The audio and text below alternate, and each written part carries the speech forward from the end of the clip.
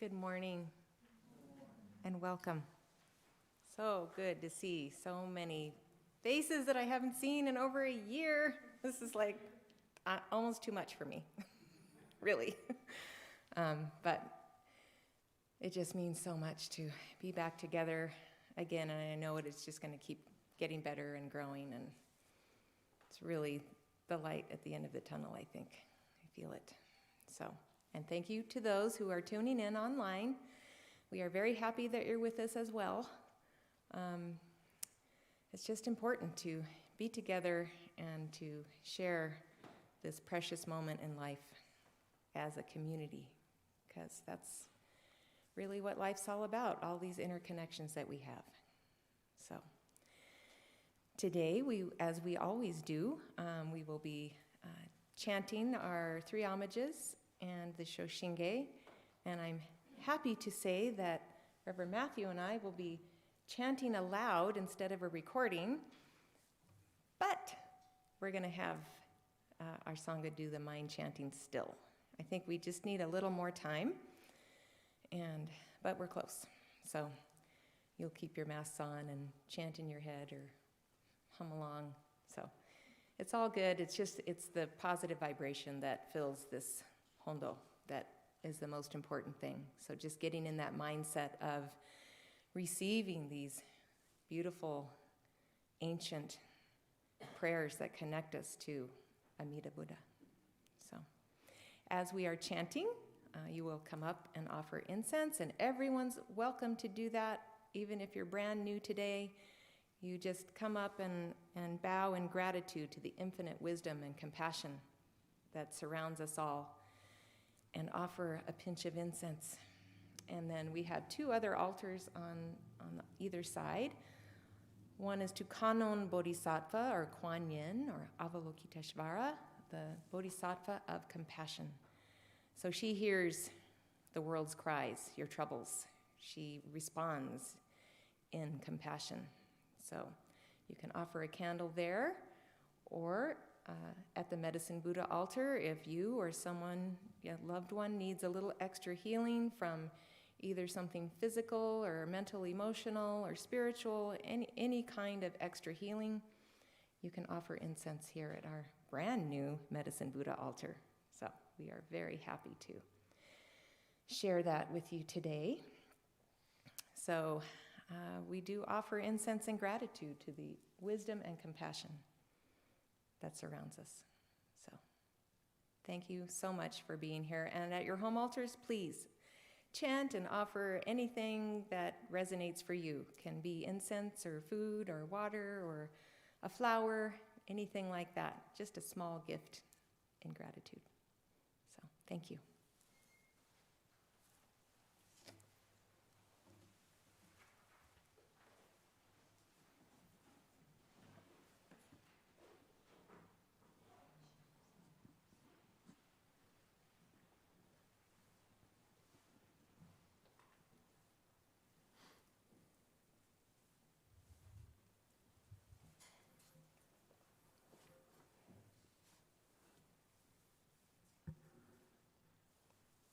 The 3 homages.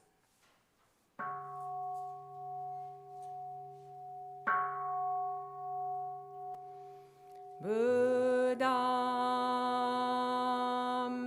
saranam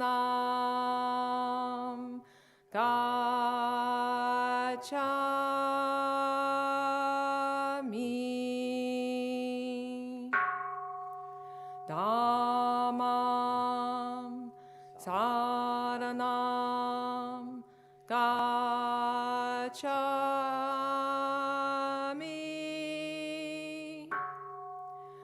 Sangham saranam gacchami.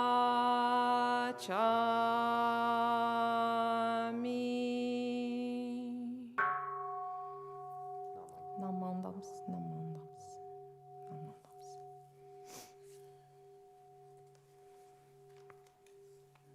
Shoshinge.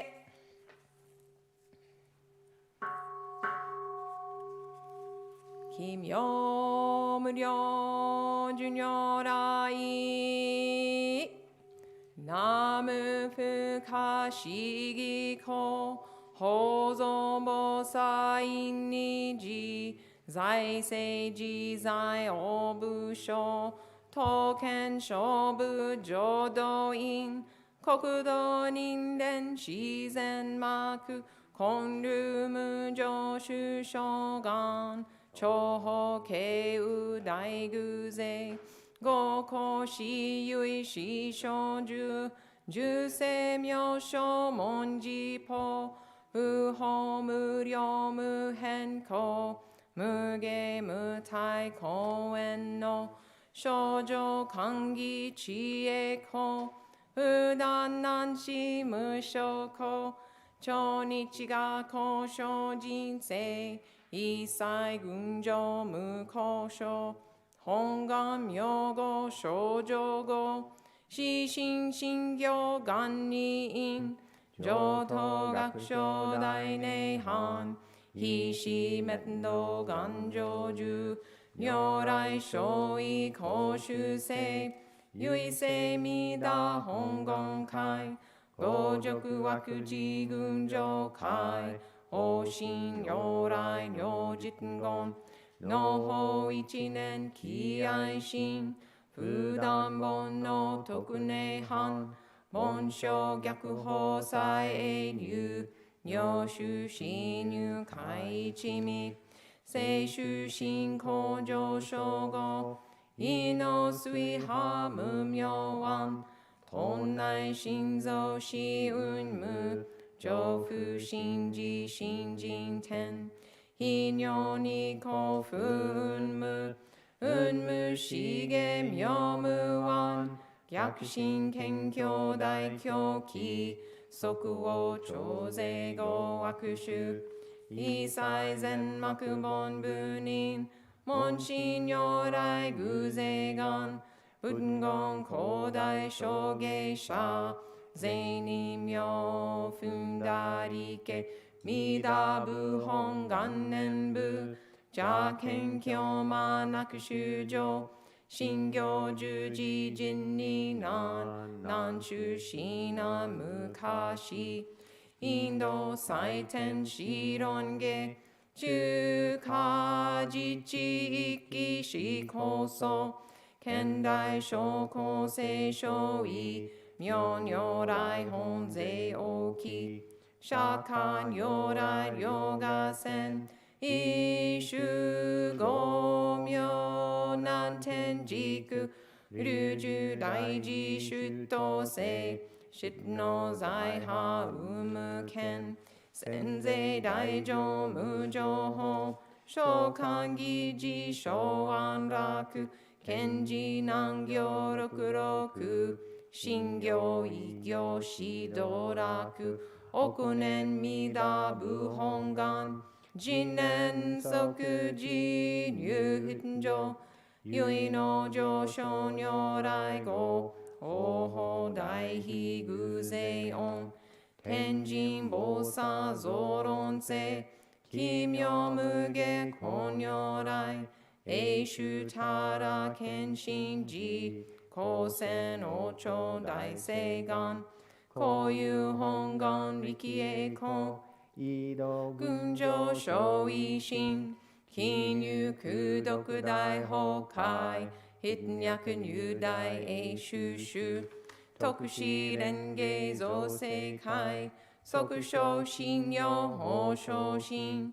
Yubon no ringen jinzu. Nyu shon ji on ji oge. Honji donran ryo tenshi. Joko ransho bosarai. Sanzoru shiju jokyo. Onsho sengyo kiraku ho. Tenjin bosaron chuge.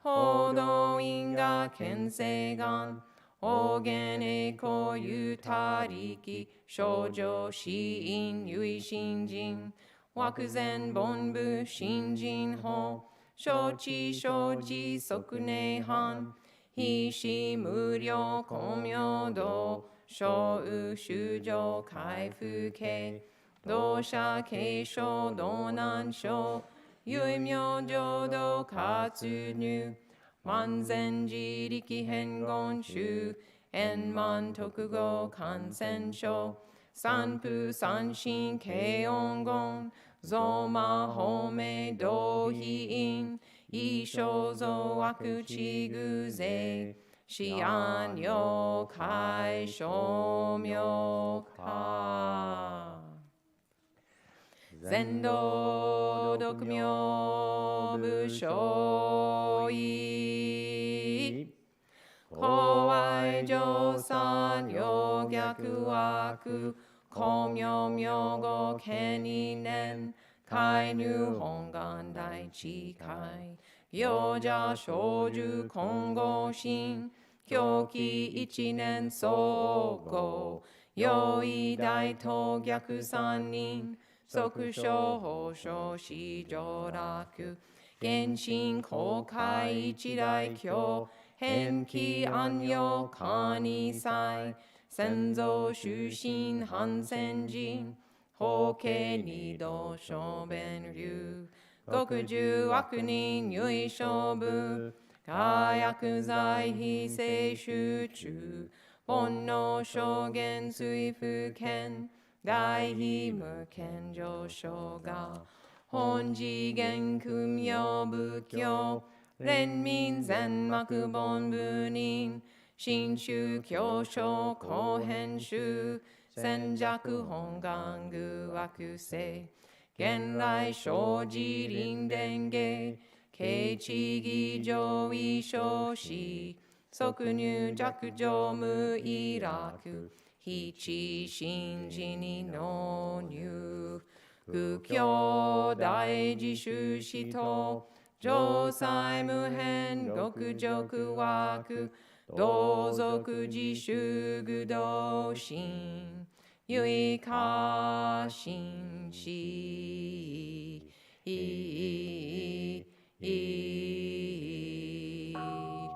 こそせナムアミダアムナムアミダアムナアムアミダアムナムアミダブナアムアミダアムナムミダジョブのこの方は今に自己をへたまえりほしのこうりえぬきわもなくせのもみょうを照らすなりナムアミダアムナアあむあみだあむなむはあみだぶな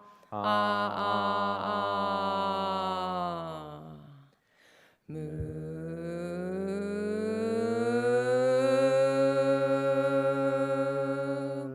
あみだぶ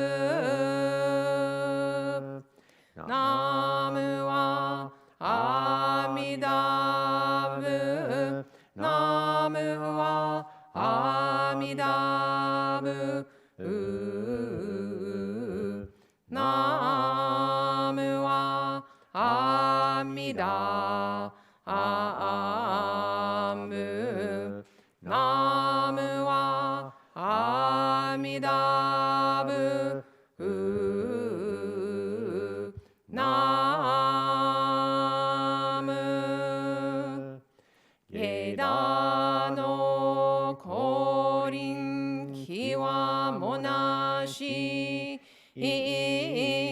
こうそくかむるものはみいなむを離ると述べたもおう平等確に奇妙せよ栄光何にしくどく平等聖祭どうも大神お嬢はあんらほ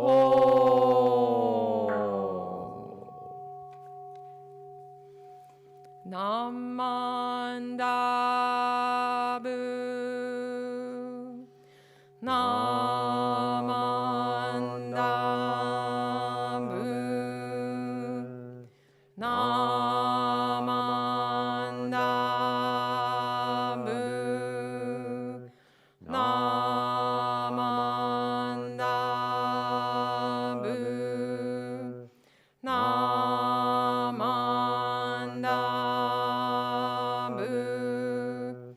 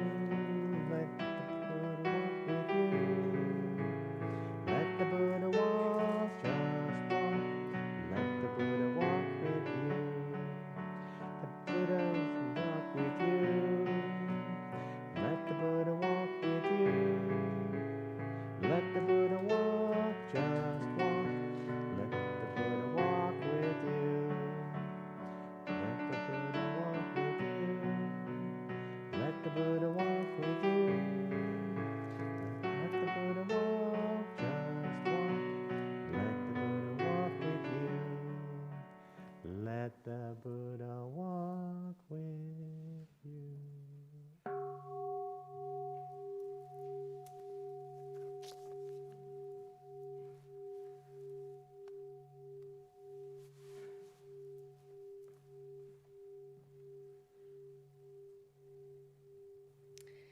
Three little beagles and the middle way. Once upon a time, far, far away, in India, there were three little beagles. Their names were Tandita, Devadatta, and Gautama. They enjoyed dancing and singing and living outdoors together. But sometimes it was rainy or too sunny, and they wished they had a house. Tandita built a house of straw. It was easy to bundle up the straw, and he finished the house in only half a day. It looked a lot like a pile of straw, but Tandita didn't care. He was done so quickly. He spent the rest of the day howling and dancing around. It was his favorite. Tandita was a little lazy. Gautama, the second beagle, built his house with wood. He built the house at a steady pace and howled and sang while he worked. He spent a whole week building the little house. He built the house so that it could easily be repaired. It was a handsome house that would last a long time if it was cared for. When he was done, he howled and danced around with Tandita. It was their favorite. Devadatta was worried about everything. What if a monsoon storm comes? What if a flood came? What if a big bad wolf came into their neighborhood? I will make a house the best of all the Beagleys. It will be strong and a safe home in every way, he said.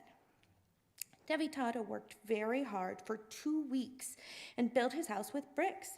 He sang his favorite Simon and Garfunkel song, I am a rock, I am an island. As he worked, the materials were costly and hard to get. He was so worried about his house being strong that he didn't eat or rest much. Eventually, he finished building the house and joined the other Beagleys. They howled and danced around. It was their favorite. Interestingly, a big bad wolf named Mara saw the three little beagles dancing and howling and thought, what a juicy, tender meal they'll make. And he chased after the beagles, and they ran and hid in their houses. The big bad wolf went to the house of straw and thought that if he huffed and puffed, he could blow the house down. Mara is a pretty special wolf. In fact, he's a demon of sorts. So he could summon the power of a hurricane to blow the house down. Naturally, he huffed and puffed, and down came the straw house. Just a flattened pile of straw was left. But Tandita had run away, saying, run away, run away, run away. The frightened little beagle ran past Gautama's wood house to Devadatta's brick house, but the big door was locked. So he ran to Gautama's house, where he was welcomed. Mara, the big bad wolf, followed him to the brick house, and there he huffed and puffed and blew a great wind, but the bricks could withstand the wind. Mara got a little angry and thought about the brick house. What was the brick house like? It's heavy, solid, rigid. So Mara, the demon wolf, summoned an earthquake to roll through the neighborhood. The very ground rolled up and down like a big wave. The brick house broke into pieces but when Mara searched the pile of bricks, he did not find Beagly Devadatta. He had run away, saying, run away, run away, run away. He ran to Gautama's house, where he was welcomed. Then Mara, the big bad wolf, went to Gautama's house. He huffed and puffed, and the wind blew through the wood house's boards, and a few boards that did come loose, Gautama quickly replaced. Gautama taught Tandita and Devadatta to do the same. Mara the wolf tried again, but he eventually ran out of breath. Gautama could fix the house as fast as it was damaged. It took mindfulness and awareness of the present moment, but with Devitata and Tandita's help, he could keep up. Mara got a little angry and thought about what had worked on the brick house, an earthquake. Mara the wolf summoned an earthquake to roll through the neighborhood again. The very ground rolled up and down like a big wave. The pile of straw flew up in the air, and the pile of brick rumbled a bit. But the wood house flexed and swayed as the ground moved and did not fall down. I think it was because Gautama used screws and not nails to build his house. But anyway, Gautama fixed the boards that came loose, and the house was okay, just as it was. Mara kept trying for hours, but the house was flexible and resilient, really very strong, and the little beagles were safe inside. He tried, and eventually, as is the way with Mara, he became bored of tormenting the little beaglies and moved on to someone else who needed tormenting. Through all of this, Tandita realized that being lazy was not good. And Devitata realized that being too rigid and worried all the time was not good. They saw that Gautama's house was safe because it was able to change. It could flex and move when needed and was easy to fix, if anything did break at all. The other two beagles both built wooden houses, and they all lived happily ever after, howling and dancing each day. It was their favorite.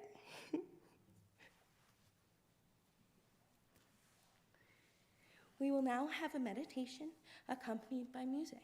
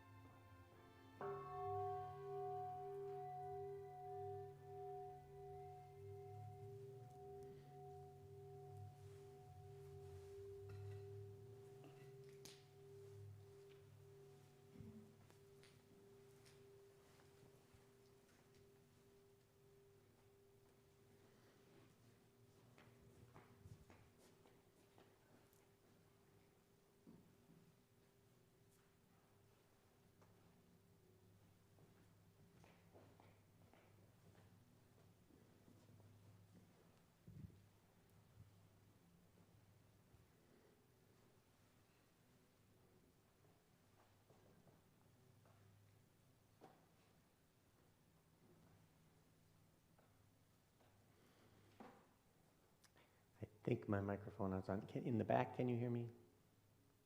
Okay, good. Let me see here. The mind is such a wonderful, interesting thing. Many times in the last year, the room was quite empty, and it was hard to do the Dharma talk because the room was quite empty. But now, it seems there are more people, so I feel a tiny bit nervous because there's some people. So no matter what you do, that's the way it's so fun. Just watch it, be amused by it. That's okay. Well,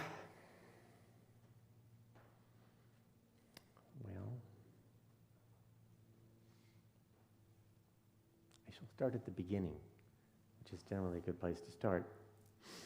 Good morning, and thank you so much for being here and celebrating our spring equinox service. Ohigan is what it's called in Japan. I feel as though there's a ring to the sound system. Maybe the chanting mic is picking that up. Ohigan actually means other shore. So it's a Buddhist holiday. Other shore is the enlightenment of the Buddha. So we're on this shore, which is kind of a mess, and the other shore of the river, proverbial river, is clear and bright and understandable. So we reach the other shore by following the middle way. Now, it's a holiday in Japan, Ohigan. Did many of you get the day off yesterday? Well, that's great. I guess it's a holiday here too.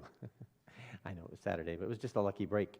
So, the equinox holiday is such in many Buddhist countries because the day is a moment of balance in the year, equal day and night, and that will remind us of the middle way the Buddha teaches. So, following the middle way leads to abiding peace and sustained joy. So, twice a year, the solar system offers us this example. So, it's kind of a double holiday. I'm not sure anyone else has any double holidays. So, we're lucky. A little peppermint to put down my allergies. It's spring! Okay. We want to welcome new folks who have ventured out today. We're glad to meet you, and a warm welcome to old friends who are here. We're allowed to increase attendance. We put out a few more chairs again, so it's good to see our friends in the Dharma. Today, I will naturally key off of the middle day with a middle way theme. I want to share some thoughts on the middle way that Gautama Buddha taught, not Gautama the biggie, but Gautama the Buddha, 2,600 years ago, which was a while ago. He showed that finding the dynamic middle in life is what we need to do to fully actualize our humanness. So, a middle way between thinking that we last forever or thinking that this is just it. A middle way between obsessing over the past or projecting fear into the future. There's a middle, which is now. A middle between being lazy about spiritual matters and one on the one hand, and then trying to purify or perfect ourselves too much on the other. Those are extremes. They just don't work. So the Buddha experienced both of those extremes. Early on, he was a prince and did whatever he wanted. And then he chucked that and became a wanderer and had almost no, at one point he had no clothes. Didn't cut his hair, crazy fingernails. He didn't eat, and he almost starved. And then after experiencing those things, he realized we have to maintain ourselves and then take time to consider spiritual matters. In the middle. In between is best. What the Buddha called enlightenment is available and possible to all sentient beings when we follow this middle way. I also chose to talk on this topic today because we're all contemplating the end of the pandemic. We want things to get back to normal. Normal, too, lives between extremes. A year ago, I would have said that it lives between the extremes of foolhardy denial that the pandemic was even happening and abject terror at moving among others. But that seems off now. We've kind of shifted. We've learned so much and spent so much time kind of separated from each other, really experiencing the extreme idea of death around the corner. So likely our judgment of a middle way is quite off. So it needs recalibration. That is what the spiritual life is actually about. Recalibrating to what is truly real, as opposed to what is purely emotional or other kinds of delusional thinking. In the reading, Holly was kind to read, two of those beagles exemplified the extremes of living in denial and living fear-filled, but real life in between these extremes. Let's reflect a bit. So think, are you perhaps like one of these beagies? At times, you don't have to say it out, but think to yourself, which one am I like? Tandita, kind of lazy. Devadatta, kind of wound up a little too tight. Sometimes we're guided to the middle by seeing these extremes in ourselves or others, and we let the light in and open our eyes and find the middle. That's what's important. Three Little Beagles and the Middle Way is a Buddhist adaptation of a story we all know. We share it with the children. Reverend Shelley is sharing the same story with the children, so if you're a parent, you can talk about it with your child when you connect in a moment. I mean, later today. I'm not saying a long time from now, just right away. We share it with them to show that, to give them courage to see that life is a series of ongoing challenges, and that those challenges are things we can handle. And sometimes we get bumps and bruises, but we can handle life. In the story, we have two beagles, you might not know that, who live at the temple guardians. And strangely enough, people who have beagles call them beagies, which probably nobody else says, but I say that. So, in the story, the beagies are building houses, constructing an abode, the space to live within. The Buddha talked about this house-building behavior or house-building process we all do when he was enlightened. He said, "Seeking but not finding the house builder, I hurried through the round of many births. Painful is birth over and over. O house builder, you have been seen. You shall not build the house again. Your rafters are broken, your ridgepole demolished too. My mind has now attained the unbuilt. I see reality as it is, nirvana. Reached the end of thirsting, reached the other shore." In this house we construct around us,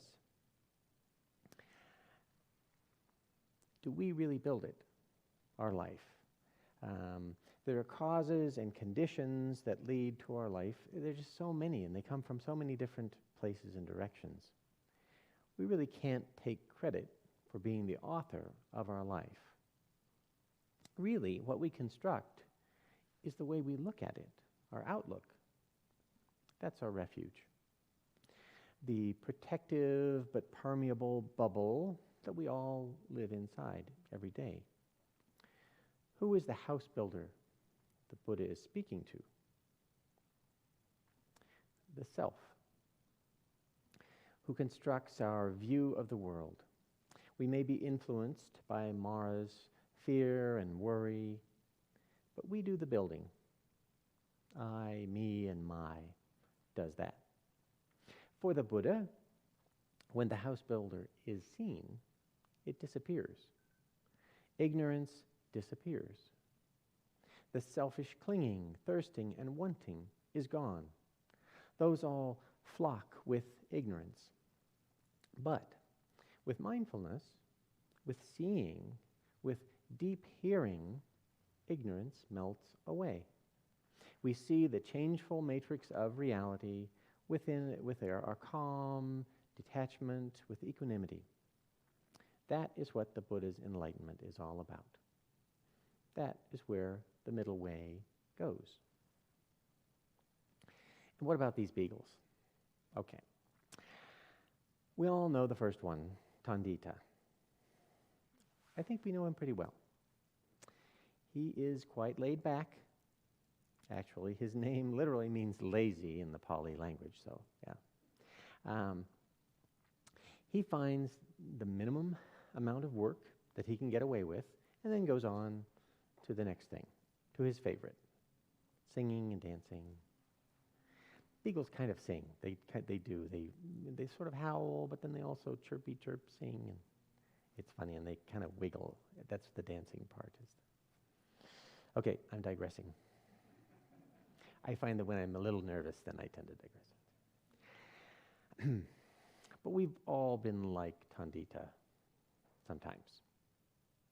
At times, for me, really most times, I put in that minimal effort and then just move on, because I have lots of things on my list. It's strange, but we think that because we're so busy all the time, we think that everything else will just fall apart if we don't just touch this and touch that. But really what's happening is we are not devoting a reasonable or the adequate amount of time to each element in our life.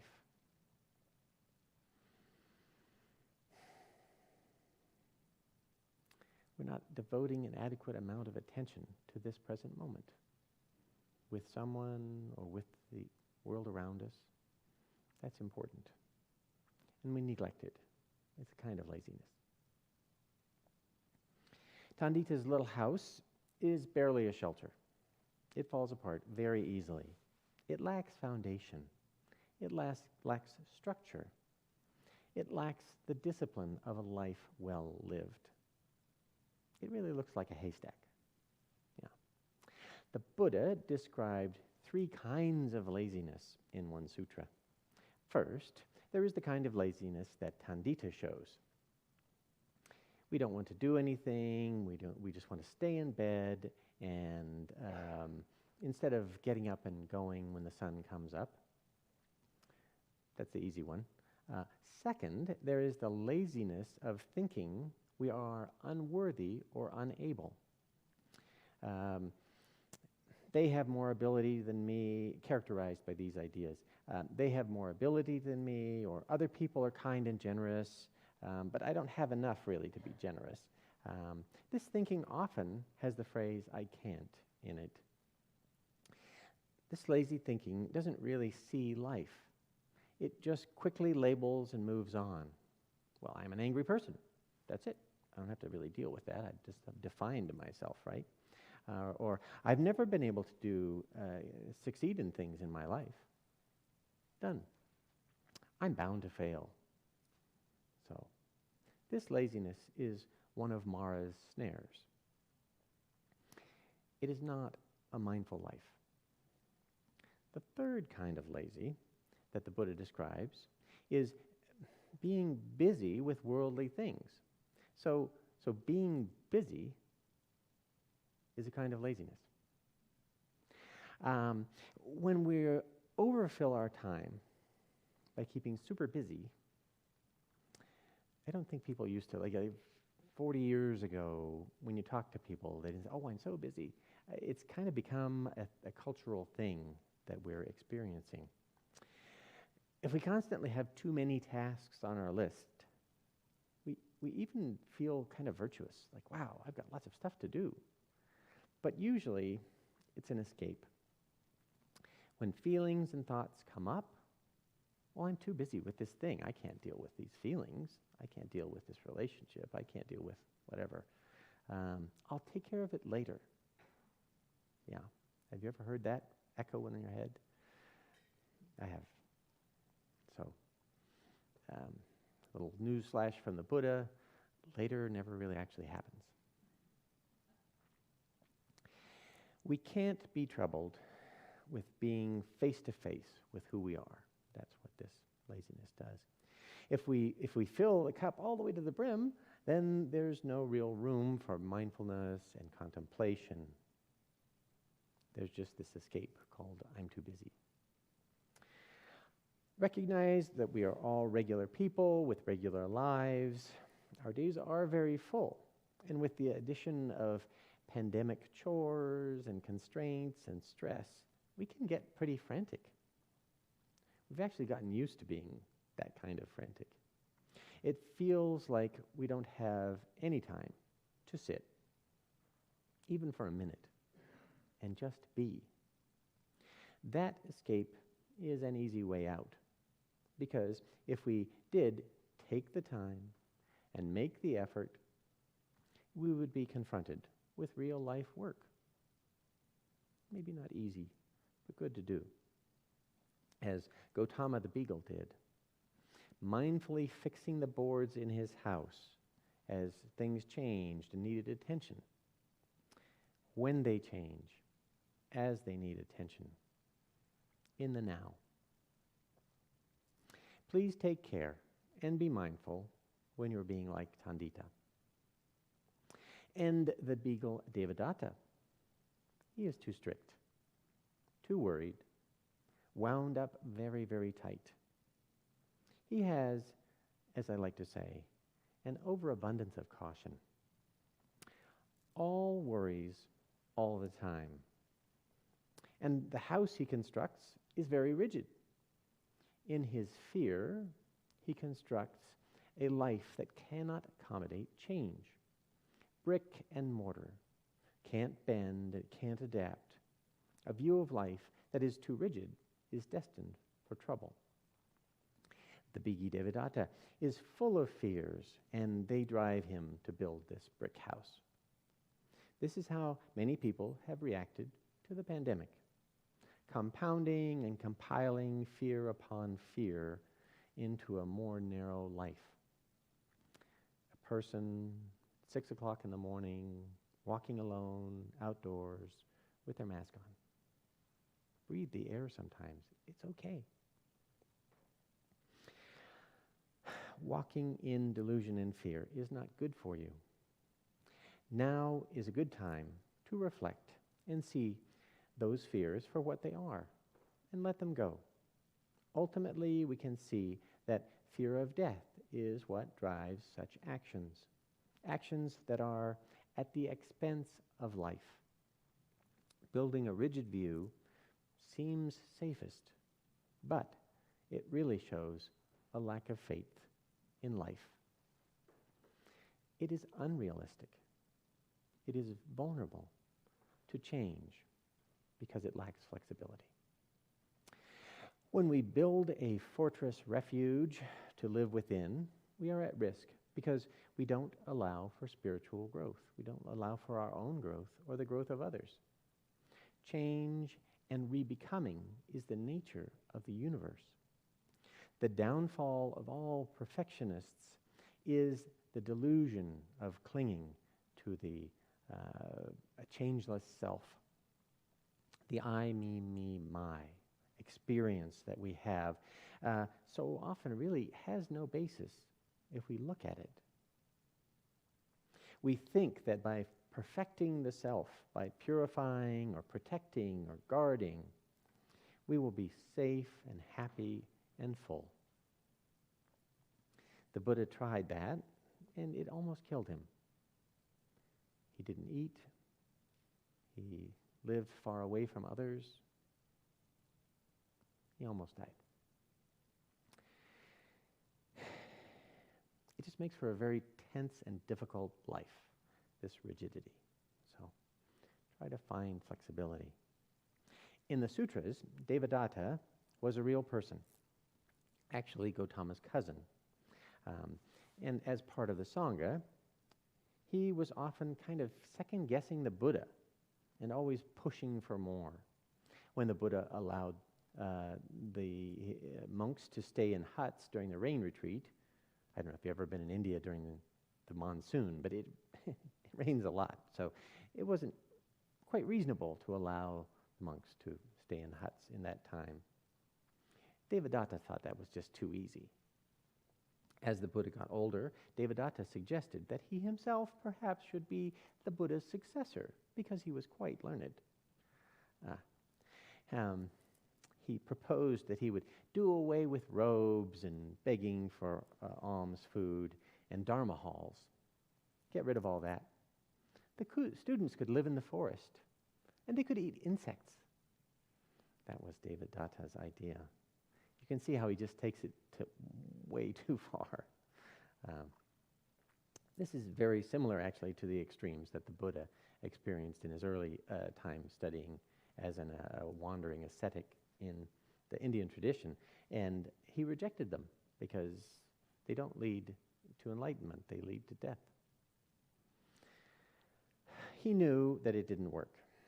Its extreme obsession does not allow us to openly examine life in peaceful mindfulness and hear deeply the wisdom and compassion of the universe. Please take care and be mindful when you are being like Devadatta. Gautama Beagle's wooden house is an example of the middle way. It is just right. It is strong but flexible. The wind can blow through the boards. The roof keeps the rain off. The earthquake shakes it, but it moves and gives when the earth wave passes by. The wind blows a piece off here, but it is easy to repair and return to just right in that moment. This does take effort, and obsessiveness is not good. Living this way is not perfect, but it is enough. It is just right here in the middle. The changes in pandemic protocols are rolling out every week. Decisions that we make now will echo through the year ahead. We need to take the time to reflect and see past habits of fear that we have actually cultivated and recalibrate our sense of safety. We have grown accustomed to not seeing anyone, to not leaving home, but that is just temporary. Other people need you in their life. Please make space for life while taking care when it is warranted. As we follow the middle way along the Eightfold Path, we are not seeking perfection, and we are not seeking escape. We are present in life's ups and downs. We are able to hear deeply the wisdom and compassion of this universe. We can sit with the silence and simply be grateful. Naturalness is there for all of us. We can let go the struggle and striving sometimes. Hear and just let the guilt and doubt melt away. We can be happy in our little house with our little beagle friends.